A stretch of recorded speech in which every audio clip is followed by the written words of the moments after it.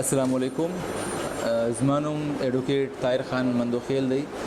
زما تعلق ضلع جو بلوچستان ځای دی او زما پیدایش د کراچۍ غدي. کراچۍ کې ایجوکیشن هم کراچۍ غدي او میټریک هم کراچۍ نه کړی دی. دینه بعد بیا ما انټر چې دی هغه پاک ترک کالج نه کړی دی. پاک ترک انجینرینګ کالج دی او هغه نه بعد چې دی بیا هغه نه وروستو ما جرنالیزم کړی دی.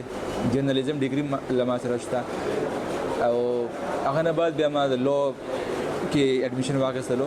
ایس ایم لو کې ما ایڈمیشن واخیستلو تقریبا په 2014 کې مطلب 2016 کې آس پاس. نو بیا ایس ایم لو کې چې ما ایڈمیشن اخیستی و هغه سره سره ما جاب هم کولو. نوکري مې کوله په ضیاءالدین یونیورسټي کې ایز ا پروډیوسر او نو کلاسز به ما نشو اټینډ کولی ولې چې کلاسز او جاب دواړه نشي کېدلی. لیکن هغه نه باوجود چې ما 3 کاله ایس ایم لو کې سبق ویلې. ایس ایم لو کې 3 کاله چې دی ما ټاپ کړی دی. نو زه زموږ لپاره د فخر خبره هم ده د پښتنو لپاره چې زما تعلق له جو بلوچستان څخه دی. لیکن ایس ایم لو کې ما ټاپ کړی دی په ټوله کراچۍ کې. د ایس ایم لو چې دی زه ټاپر یم او دین علاوه هغه نه بعد چې 2019 کې زه فاینل ایئر کې وم نو ما خپل کریئر سٹارټ کړی. پرسو مې کړی او زه ایز ا جونیئر یا ایز ا ایسوسیټ ما کار سٹارټ کړی له ایډوکیټ قاضي ایاز الدین قریشي سره. ایډوکیټ قاضي ایاز الدین قریشي چې دی د ټریجرر پاتې شوی دی په کراچي بار کې. له هغه سره ما کار کولو. هغه سره ډیر کار چې دی د سیول غو او د فیملی غو او له هغه سره ما دا مین کار زکو ډرافټینګ هغه سره ما ډرافټینګ کولو. نو ډرافټینګز ما هلته ډېر امپروو شولو. دین علاوه کې څنګه تیاره شي او څنګه آرګومنټس تیاره شي څنګه چې دی هغه څه ورته وایي کراس آرګومنټس تیاری شي څنګه چې دی سوالونه کم کول پکار دي کم سوالونه نه دي کول پکار. ریسرچ څنګه پکار دی د کیس لپاره ریسرچ څومره امپورټنټ دی دا ټول کارونه ما هلته زده کړو. نو تقریبا یو کال ما ایاز قاضي ایاز سره کار وکړو.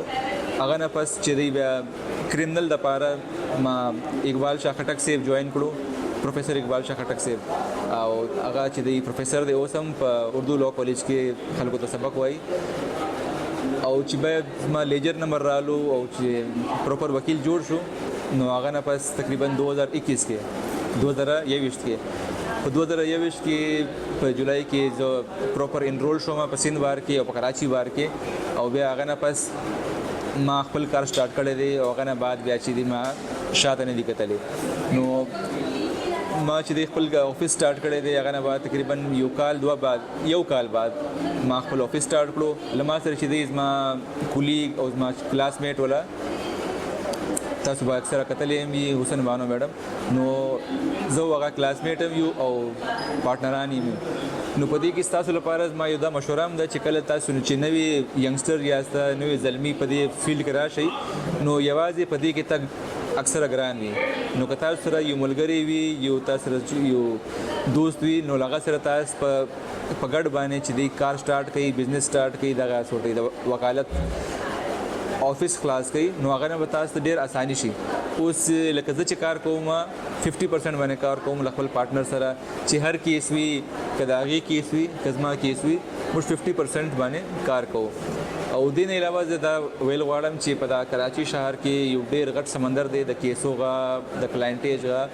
نو څومره ځوانان دي څومره پښتانه دي څومره د نورو ژبو خلک دي هغو ته زما پیغام دی چې تاسو وکالت فیلډ ته راشئ. وکالت فیلډ ډېر ضروري دی خاص توګه نن چې کوم دور دی تاسو خبر یاست چې پولیس کومه رویه ده له خلکو سره یا د نورو خلکو سرکار کومه رویه ده. نو په دې کې پکار دی چې تاسو سره په فیملی کې په کورنۍ کې یو وکیل لازمي دی. نو چې تاسو کورنۍ کې یو وکیل وي نو تاسو ټول مسلې به هغه حل کی او تاسو ملګرو کې وکیل وي نو هغه تاسو ټول مسلې حل کولای شي.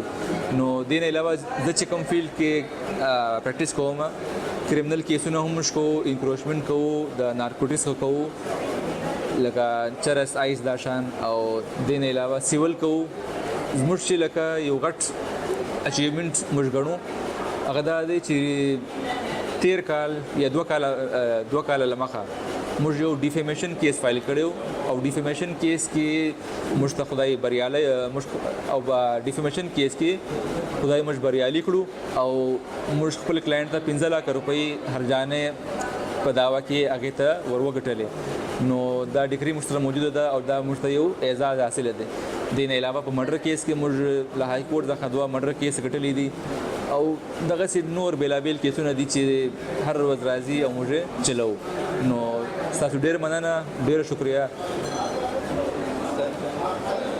Young advocate जो है इस फील्ड में आकर फिर स्किप कर जाते हैं इस फील्ड को, क्या वजह होती है कि यंग एडवोकेट इनिशियली स्टेज में स्किप कर जाते हैं? जी मैं एक मिसाल देना चाहूँगा कि कोई भी काम होता है, इवन कोई कारोबार भी होता है, कोई छोटी से छोटी जितना भी प्रॉफिटेबल काम हो उसको जो है टाइम चाहिए होता है। इवन आप कोई बहुत ही ज़्यादा प्रॉफिटेबल काम भी होगा 6 महीने साल 1.5 साल चाहिए होता है ताकि आप इस्टेब्लिश हो जाएं और लोगों को पता चल जाए कि भाई ये वकील साहब यहाँ पर रोज़ आते हैं, प्रैक्टिस करते हैं और इनको काम आता है। लेकिन अगर आप जो है वो 3 दिन आएंगे और 4 दिन फिर आप बोलेंगे मुझे केस नहीं आया तो मैं क्यों आऊँ, तो ऐसा होता नहीं है। आप आएंगे सुबह 8:30 बजे आएंगे और अपना पूरा टाइम देंगे तभी जाकर जो है आपकी क्लाइंटेज बनेगी। हमें भी मैंने तकरीबन 1 साल 1.5 साल शुरू का वो बग़ैर केस के बग़ैर पैसों के अपनी जेब से लगा कर लगाए, लेकिन जैसे ही हम इनरोल हुए, जैसे ही हमारे केसेस खुद ब खुद फिर आपके पास आने लग जाते हैं, अल्लाह पाक जो है वो रोज़ी आपकी स्टार्ट कर देता है। सर कामयाब वकील बनने का राज क्या होता है? अगर 2-3 टिप्स आप क्या होगी? सबसे इम्पोर्टेंट चीज़ जो है वो है पॉजिटिव थिंकिंग, यानी आपने कभी जो है वो नाउम्मीद नहीं होना। अक्सर हमारे जो यंगस्टर्स होते हैं वो बहुत जल्दी नाउम्मीद हो जाते हैं और उनको रिज़ल्ट भी बहुत जल्दी चाहिए होता है। तो ये फ़ील्ड जो है ये इस्तकामत वाली फ़ील्ड है, सब्र वाली फ़ील्ड है। जितना आप आहिस्ता आहिस्ता चलेंगे आप आगे बढ़ेंगे। इम्पोर्टेंट चीज़ ये है आप अपने स्किल्स को इम्प्रूव करें।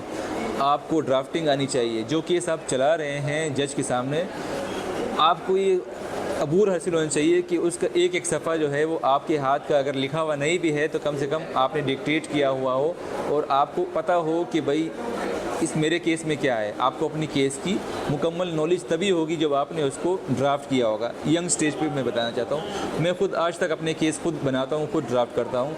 इसके अलावा मैं रिसर्च भी खुद ही करता हूँ। तो जब मैंने केस खुद बनाया होता है, खुद रिसर्च की होती है, तो मुझे फ़ाइल खोलने की ज़रूरत भी नहीं पड़ती। मुझे खुद पता होता है कि कौन से पेज पे क्या लिखा हुआ है और कब क्या क्या हुआ था। तो जब जज साहब भी देखते हैं कि वकील साहब खुद केस तैयार है तो वो आपको रिलीफ देते ही देते हैं। इसके अलावा एक बहुत अहम बात करना चाहूँगा, आजकल जो हमारे यंगस्टर्स हैं वो बहुत आप कह सकते हैं कि वो एग्रेसिव होते हैं। तो अगर आपने जज से रिलीफ लेना है तो आपको बड़े तहम्मुल से और अच्छे अखलाक से बात करनी पड़ेगी। तो अब जितने अच्छे अखलाक से जज को आप मुतमईन करेंगे, अपने दलाइल से, अपने चेहरे पे एक अच्छी सी जो है मुस्कुराहट रख के, एक अच्छा फेस रख के अच्छे अंदाज में केस चलाएंगे तो इंशाल्लाह रिलीफ आपको मिल के रहेगा और कभी कभी जज आपको अनड्यू रिलीफ भी इंशाल्लाह दे देगा।